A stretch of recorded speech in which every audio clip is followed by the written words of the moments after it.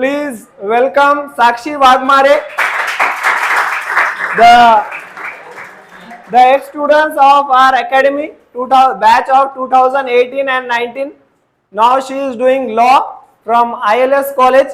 क्या डिटेल होते हैं क्या नहीं वो पूरा साक्षी बताएंगे. Behalf of all Scholars Academy, Sakshi, we are welcoming you.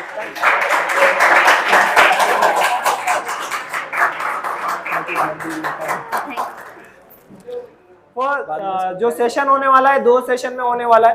ठीक है. फर्स्ट सेशन रहेगा all the details regarding law, Sakshi की जर्नी, कैसे वहां तक पहुंचे. ठीक है. कैसे आप लोग जा सकते हो. ILS कॉलेज बहुत बड़ा कॉलेज है. ठीक है. वहां तक कैसे जाना है, क्या प्रोसेस है, ये सारी चीजें. प्लस जो सेकंड सेशन रहेगा वो रहेगा क्वेश्चन आंसरिंग सेशन, कि अगर आपके कोई डाउट्स है या आपको ऐसे लगता है कि ये चीज जो है आपको समझ में नहीं आई है, उसके रिगार्डिंग आप साक्षी से क्वेश्चन कर सकते हो. ठीक है. Feel free to answer it. ठीक. स्टार्ट करें. So hello everyone, let me introduce myself. Sir ने जैसे बताया ही है कि I am Sakshi Chakraborty Waghmare and I was sitting on this position like 4 years बैक. और अभी मैं यहाँ पर हूँ, आपको गाइड कर रही हूँ because I have this opportunity and thank you to Ilyas sir for giving me this opportunity. तो मैं आपको आज बताऊंगी कि लॉ क्या है. Before starting if I talk about my qualification, then I am in second year BLLB at ILS law college Pune. और ILS law college Pune is the oldest law college. उसको 100 years हो गया है लास्ट ईयर ही दिसंबर के month में. तो उधर से जो एलुमनाई है वो भी 3 chief justices of India were the alumni, और बहुत जजेस and lawyers are practicing in Supreme Court as well as High Courts, like in Bombay High Court में सबसे ज़्यादा नंबर्स है. तो अच्छा, क्या बोला है समझ में है. कॉलेज के जो एल्यूमिनी है, मतलब जो एक्स स्टूडेंट्स है, वो अभी सुप्रीम कोर्ट के जजेस है और हाई कोर्ट के जजेस है. और लास्ट टाइम कुछ कॉम्पिटिशन्स हुए थे तो वही जजेस जो है आज कॉलेज में आए थे लास्ट टाइम, है ना. Yes sir. इनके कॉम्पिटिशन्स हुए थे कुछ एक 15 days पहले. तो वो जो जजेस जो वहां से जज बनकर गए, वो जजेस वगैरह वहां पर आए थे. ये बहुत बड़ा अचीवमेंट है और बहुत बड़े कॉलेज में उसको एडमिशन मिला है. उसके लिए एक बार ठीक है. Very good.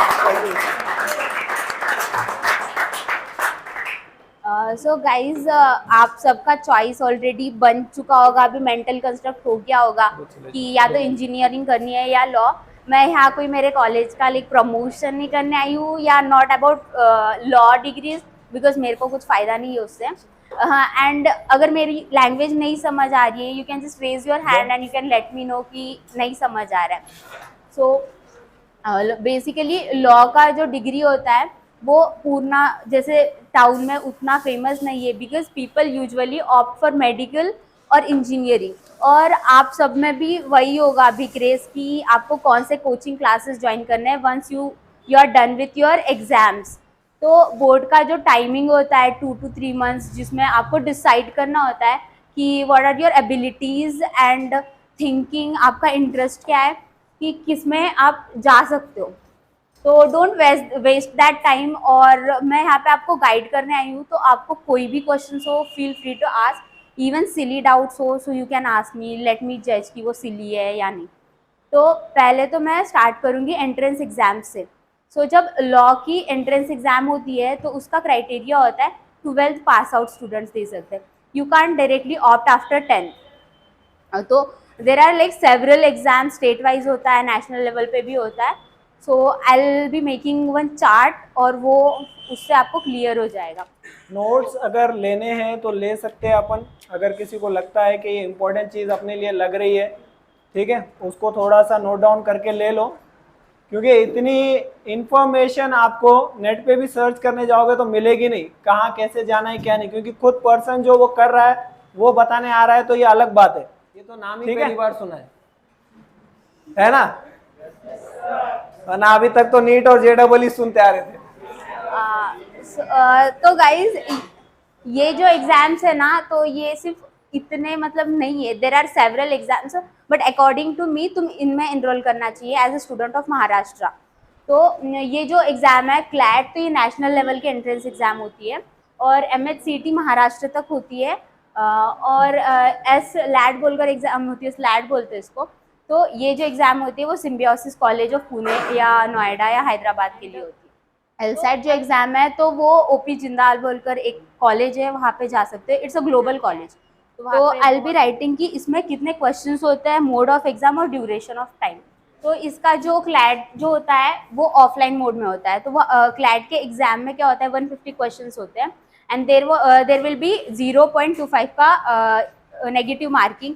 तो आपको स्कोर करना पड़ता है अबोव 110 या 120। तो आपको top 22 law national law colleges में से एक कॉलेज मिलता है।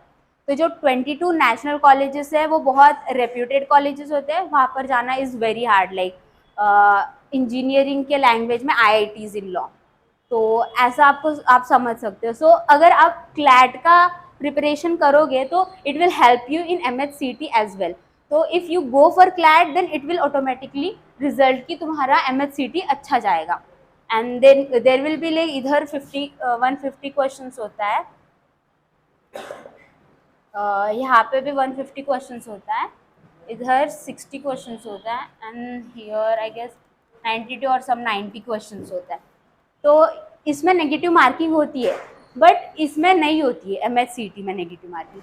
And I don't know much about SLAT and LSAT because मैंने नहीं दिया था वो। But if you want then Symbiosis के वेबसाइट पे आप जा सकते हो। I will give you website as well at last of the session. And LSAT का भी सेम है। तो I will be talking about CLAT and MHCT because मैंने दी थी वो एग्जाम। और MHCT में 150 क्वेश्चंस होते हैं। So the difference between MHCT and CLAT is that CLAT एक पैराग्राफ बेस्ड क्वेश्चन पेपर होता है उधर। तो आपको एक पैराग्राफ दिया जाएगा, तो पैराग्राफ में ना आपको 5 क्वेश्चंस पूछे जाएंगे and 1 question will be definitely on vocabulary. तो इसमें जो सब्जेक्ट्स होते हैं आई will be talking about that now. तो फर्स्ट इंग्लिश होता है, देन लॉजिकल रीजनिंग होता है, लीगल रीजनिंग होता है एंड देन करंट अफेयर्स होता है और 10 to 15 मार्क्स का मैथ्स होता है। तो math session will help you in logical reasoning as well. तो जब आप इस एग्ज़ाम के लिए प्रिपेयर करोगे ना तो you need to be very thorough with what you are reading. You need to understand. सिर्फ रीड करते जा रहे हो इट्स नॉट इम्पॉर्टेंट। तो जब भी आप कुछ पढ़ रहे हो सो यू शुड नो कि इसका मीनिंग क्या है। You should search about the vocabulary. Like कोई रैंडम वर्ड दिखा and you are not familiar, so you can directly search it, Google it, synonyms antonyms पूछते हैं। तो ये पैराग्राफ होते हैं इसमें and not only in English section और legal reasoning but also in maths as well as logical reasoning. तो logic में क्या होता है, क्वेश्चंस मतलब directions, blood relation, this type of question are asked और थोड़ा एनालिटिकल टाइप का पेपर होता है। So you need to need like concentration and skills ही यूज़ कर सकते हैं बिकॉज इसका कोई ऐसा पर्टिकुलर सिलेबस नहीं है कि you just read this 20 chapters, go right exam and you score highest. It will look into कि तुम कितने टैलेंटेड हो, तुमको कितना समझता है, एट पर्टिकुलर पॉइंट तुम क्या डिसीजंस बनाते हो एंड व्हाट आंसर यू टिक। और इसमें नेगेटिव मार्किंग होता है एंड MHCT में नहीं होता है। हाँ, सो ये पैराग्राफ बेस्ड होता है एंड 1 लाइनर क्वेश्चंस होते हैं। यहाँ नेगेटिव मार्किंग होता है, यहाँ नहीं होता है। सो नेगेटिव मार्किंग 0.25 मार्क्स का होता है। यानी अगर आपने 4 क्वेश्चंस रॉन्ग किए तो आपका 1 मार्क्स डिडक्ट हो जाएगा। और MHCT की बात करूँ so I have secured a seat in my college because of this exam. इसमें 150 क्वेश्चंस होते हैं, तो 150 क्वेश्चंस 1 लाइनर ही होते हैं। तो इसमें इंग्लिश सेम सेक्शंस होते हैं, सेम सब्जेक्ट्स होते हैं बट स्टडी मटेरियल इसका थोड़ा ईजी बोल सकते हैं। And for any law student for opting for law you just need to go through newspaper like every day. It's not like कि एक फॉर्मूला लर्न कर दिया, अप्लाई कर दिया, एग्जाम में लिख दिया, खत्म। It's not because you are studying for the society. Law में जब जाते हो तब you are doing everything not just for yourself but for some people. मैं मतलब इतना तो आपको बता दिया। Any doubt regarding this? कितने अटेम्प्ट्स अपन दे सकते हैं इस चीज के लिए?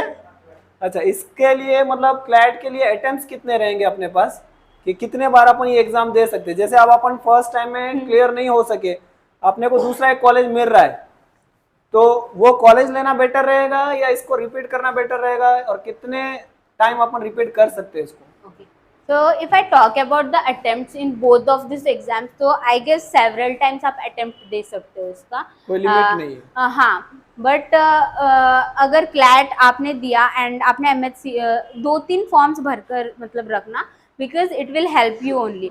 तो MHCT आपने दे दिया and you cracked MHCT but you couldn't secure a seat in CLAT examination.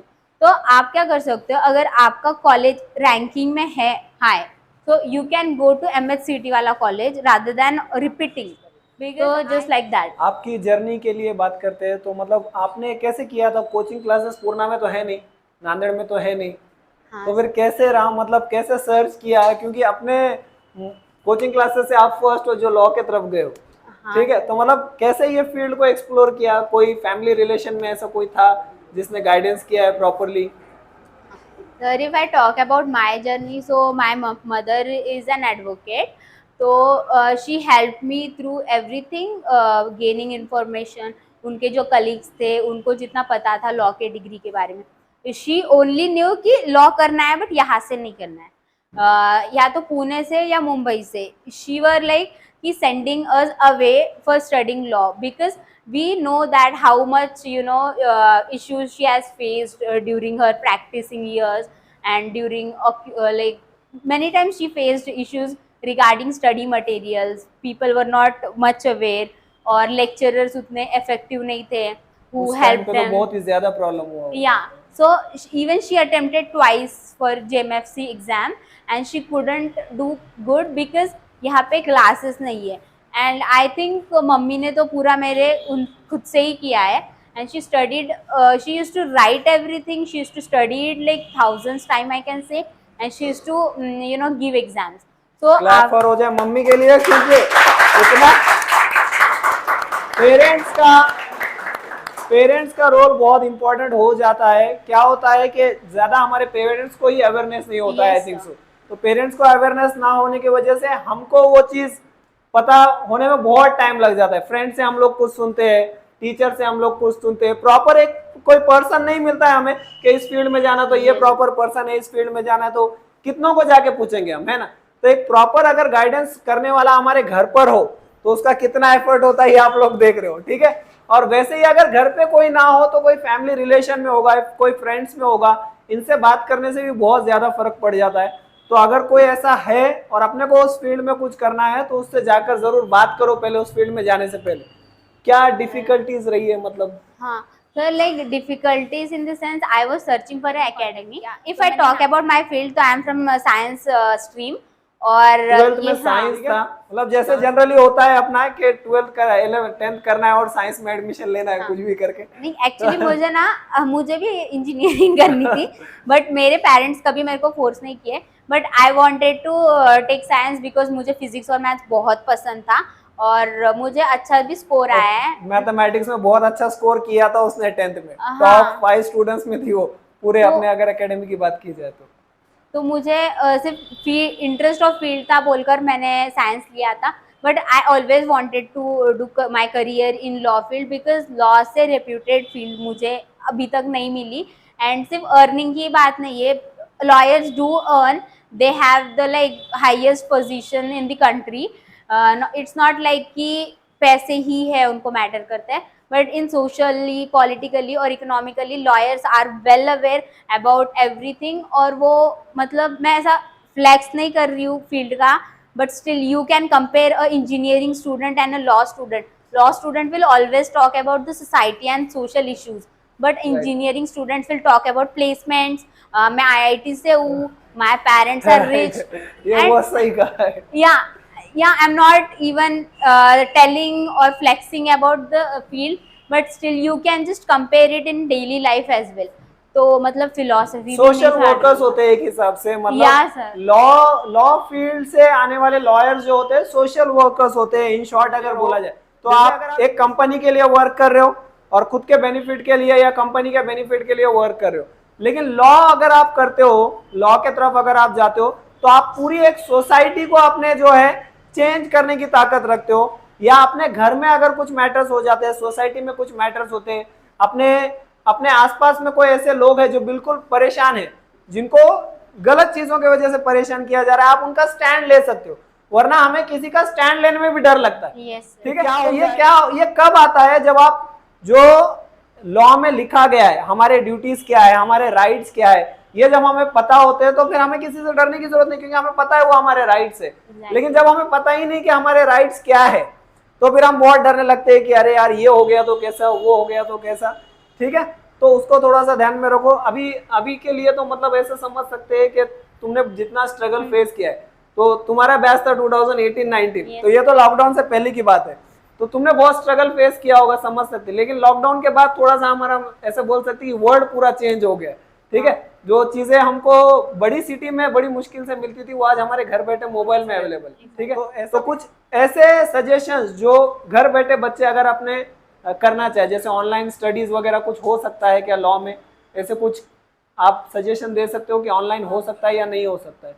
Okay, तो ऑनलाइन जैसे मैंने क्लासेस ऑप्ट किए थे, तो ये ऑनलाइन ही किया था आपने? हाँ सर। अच्छा, चलो वेल एंड गुड। और ऑनलाइन क्लासेस ऑप्ट किए थे। आई यूज Mindset का टू, बहुत मैंने ज्यादा फर्क होता है। अगर आपने एक बार डिसाइड कर लिया कि करना है, तो बोलते हैं ना कि जिस चीज को आप दिल से चाहो उसके लिए सारी कायनात आपके लिए लग जाती है। तो वैसा है कुछ के, अगर आप एक बार डिसाइड कर लो कि हाँ ये चीज करनी है, तो फिर बहुत सारी चीजें अपने साथ होते रहती है कि हाँ अपने को उस डायरेक्शन में लेकर जाना है। ठीक है, तो इससे रिलेटेड पहले ये होना जरूरी है कि अपने को कहाँ जाना है। जब रास्ता पता होगा तभी मंजिल पे पहुंचेंगे, रास्ता ही नहीं पता अपने को तो बहुत डिफिकल्ट हो जाएगा कि जाना कहाँ है, कहाँ स्टॉप करना है, ये भी मालूम होना बहुत जरूरी है, कितना लिमिट होना चाहिए क्या नहीं।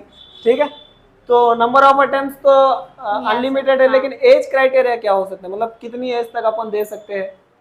लाइक इसके लिए age criteria I don't particularly think कि कुछ 30 इयर्स बताया, but bar council of India ने हटा दिया है लॉ अच्छा। LLB डिग्रीज के लिए। ओके, तो before it was 30 years to 35 years for EWS उतना SC तो होना ST। ही चाहिए, उतनी एज तक अपने को पता होना चाहिए कहाँ जाना है। आई जस्ट वांट टू से कि जो लॉ के कोर्स होते हैं वो 5 इयर्स वाला होता है और एक 3 इयर्स LLB का होता है।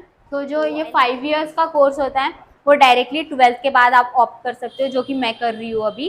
एंड 3 इयर्स का जो कोर्स होता है उसके लिए आपको ग्रेजुएट चाहिए आप किसी डिग्री में, जैसे कि BCom, कोई इंजीनियरिंग करके। There is this one student in our college जिसने इंजीनियरिंग की है, पूरी इंजीनियरिंग की है, and then she is in law college. और हम बहुत सरप्राइज हो गए थे कि तू like why did you wasted so many years. तो शी वाज लाइक कि मुझे पता नहीं था 12th के बाद क्या करना है, तो मैंने इंजीनियरिंग किया as the tradition of India, and then I opted कि मुझे लॉ करना है, I am aware about my rights और मुझे लॉ करना है। बराबर है, ट्रेडिशन ही बन गया। वो क्या करना है, बस नीट और JEE करना है, दूसरा आंसर ही नहीं है ना अपने पास, वो ट्रेडिशन बन गया अपना, यही तो प्रॉब्लम है। गाइस, तुम में से किसी को ऐसा कुछ करना है क्या जो JEE नीट या लॉ से बहुत जनों को करना है, JEE और नीट तो बहुत जनों को करना नहीं, किसी है, का आधे ऐसा है? आधे से ज्यादा जनों को करना है। कोचिंग क्लासेस कोई इनके भी भरोसे नहीं है नहीं ना। चल रहे पूरे। कोई तो होगा ना सर जिसको लाइक करना ही नहीं होगा मेडिकल या इंजीनियर। हाँ, बहुत सारे, मतलब डिसाइडेड नहीं है अभी। हाँ, बट मतलब आई एम जस्ट आस्किंग कि तुम्हारा फील्ड ऑफ इंटरेस्ट कौन सा है, तो मतलब बट तुमको पता नहीं है वो कैसे करना है, इसीलिए तुम साइंस ले रहे हो।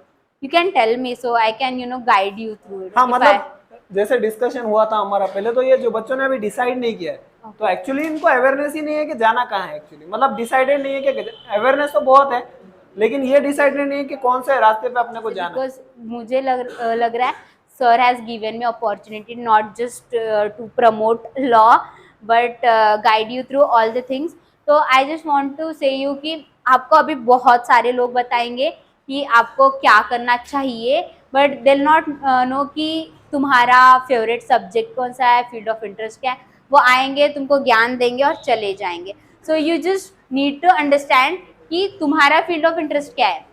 तो इफ़ यू नो कि तुमको मैथ्स करना है एंड यू बिलीव कि you can be a very good engineer, then give JEE। तो जो आपको अभी मंथ्स मिलते हैं एग्जाम्स अच्छे से देना, अभी इसके बारे में मत सोचना कि क्या करियर करना है, just focus on your exams.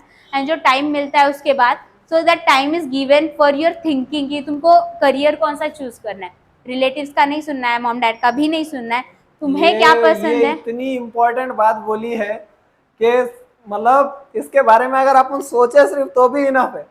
2 से 3 महीने अपने को मिलते हैं, अगर वो 3 महीने अपन अगर सोचे सच में, तो वो 3 महीने से अपने जिंदगी के लिए काफी, कि अपने को अगर समझ में आ जाए अपन किस फील्ड में अच्छे, 3 महीने सोचने के लिए 90 डेज बहुत ज्यादा होते।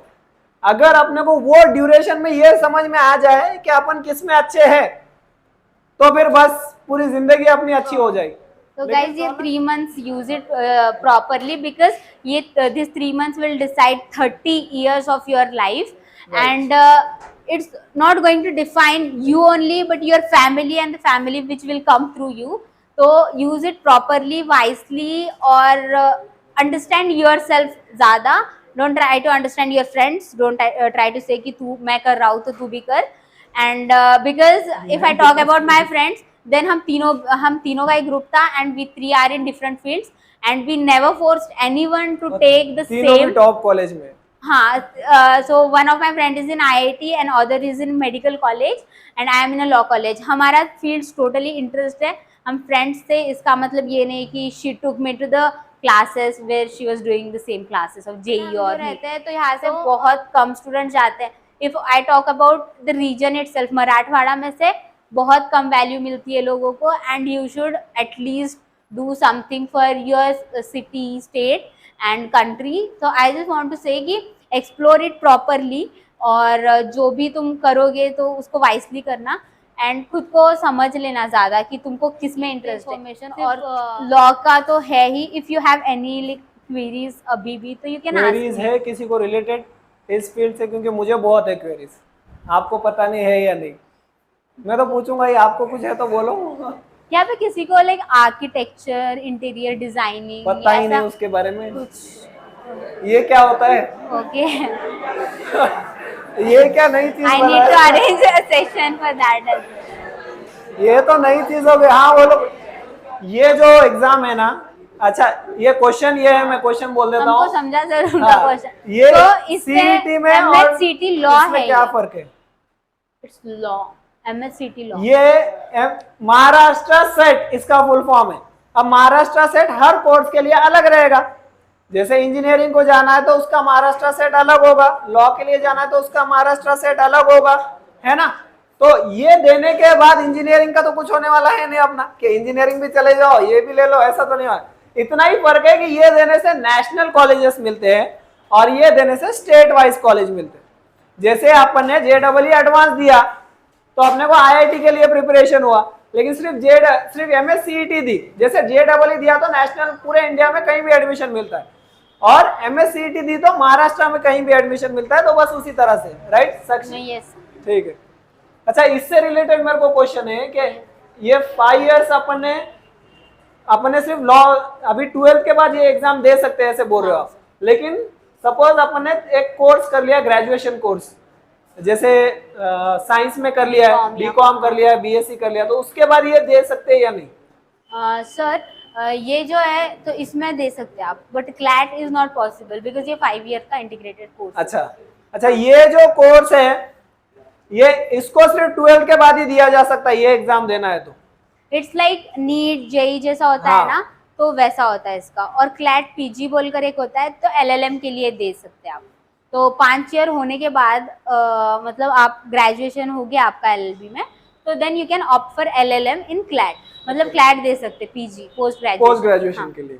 एंड सिर्फ 2 होते हैं, एक CLAT UG and CLAT PG बोल. UG means under graduate, PG means post graduate. तो तो आप एलिजिबल हो 12th के बाद UG के लिए, क्लैट UG के लिए, मतलब अंडर ग्रेजुएशन के लिए 5 इयर्स प्रोग्राम जो होता है उसके लिए। जज बनने के लिए कौन सी एग्जाम दे सकते हैं? ऑल इंडिया बार काउंसिल की एग्जाम होती है एक, तो आपको अगर जज बनना है सो ऐसा बहुत सारा मतलब बोल दिया होगा आपको कि बहुत अच्छा कॉलेज चाहिए या बहुत कुछ चाहिए, वैसा कुछ नहीं होता है. Judiciary is the best. अगर आप यहाँ पूर्णा में रह के भी जज बन सकते हो. आई गेस जस्टिस विशाल गायकवाड़ आपको पता होंगे, तो मैंने भी उनसे गाइडेंस लिया है, मेरे को जुडिशरी करना होगा कभी तो जुडिशरी के लिए क्या होता है, आपको लॉ की डिग्री चाहिए होती है, and then you give one exam after your graduation. और आई गेस और हाँ, इस एग्ज़ाम का नाम होता है all India bar exam. I guess this is the exam name. तो जज बनने के लिए एक चीज इम्पॉर्टेंट है, you should be very clear with your academics. और अगर आप 5 साल में एक भी बार आपका बैक लग गया या फेल हो गए एंड इवन दूसरे बार आपने बहुत अच्छे से स्कोर किया, सो इट वोंट मैटर। जज बनने के लिए सिर्फ ये एक एग्जाम नहीं क्राइटेरिया दे सकते हो, नहीं दे सकते सर। बैक And क्या you होता है cannot- भाई? बैक क्या होता है? हाँ, एक पेपर रह जाना, कम मार्क्स मिलना, इसको बैकलॉग बोला जाता है। बैकलॉग यानी एक पेपर रह जाना अपना, 4 पेपर है समझो अपने, और 3 में अपन 99% लेकर आए और एक में अपना रह गया, तो वो नहीं चलेगा जज बनने के लिए, है ना? Yes, sir. तो क्या कुछ परसेंटेज क्राइटेरिया इन्हीं? सर जज के लिए तो आई डोंट थिंक कि ऐसा कोई परसेंटेज क्राइटेरिया, बट फिर भी अपन 60% तो डिस्टिंक्शन में आया तो इट्स लाइक गुड, बिकॉज जज का जो एग्जाम होता है उसमें syllabus, most of the syllabus is from your academics. So जो लॉ में फील्ड्स होते हैं, तो लॉ एक ऐसा फील्ड है जो हर एक इसमें इंडल्ज है, हर एक फील्ड में है। जैसे कि मेडिकल में भी लॉ ऑफिसर्स होते हैं, इंजीनियरिंग में भी लॉ ऑफिसर्स होते हैं, एविएशन में भी होते हैं, शिपिंग में भी होते हैं, हर एक इंडस्ट्री इवन में। कंपनीज में होते हैं। या sir, even business, companies, commercial law, there are like several sectors. तो ऐसी कोई भी फील्ड नहीं है जहाँ पे you don't need a legal advisor. Lawyers always advise, they don't work under any people. So just want to say कि ये कुछ सेक्टर्स के नाम है तो मैं पढ़ूंगी, corporate sector, commercial, criminal property, intellectual property. तो ये आपको न्यू लगता होगा सब टर्म्स, तो मैं आपको इजी लैंग्वेज में बताती हूँ। जैसे कि आपको पता होगा एविएशन क्या है, जो एयरलाइंस होती है, तो वहाँ पे भी लॉयर्स की ज़रूरत होती है। और there is this very amazing post, JAG बोलकर एक पोस्ट है। तो सर वो JAG post like it's really amazing.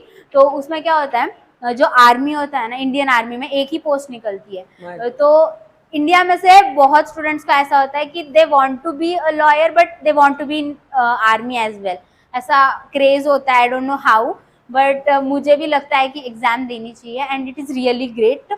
तो फिर यह जैक का एज लिमिट होता है 21 to 27 ईयर्स तक आप इसके लिए ऑप्शन है।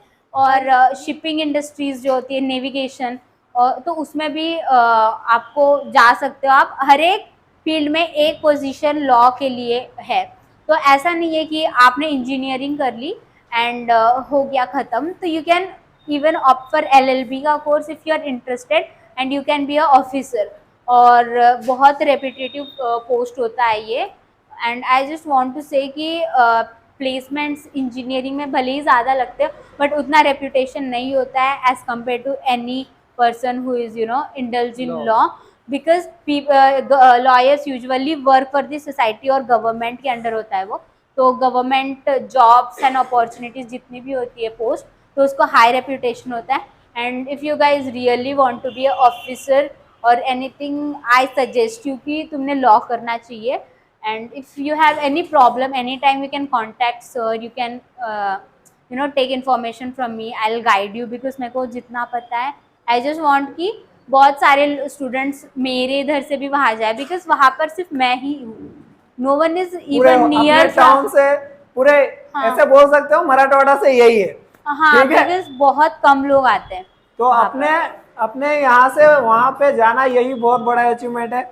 अभी उसका सेकेंड ईयर ये still she has came on my request to guide you. Thank you so much Sakshi for giving the time.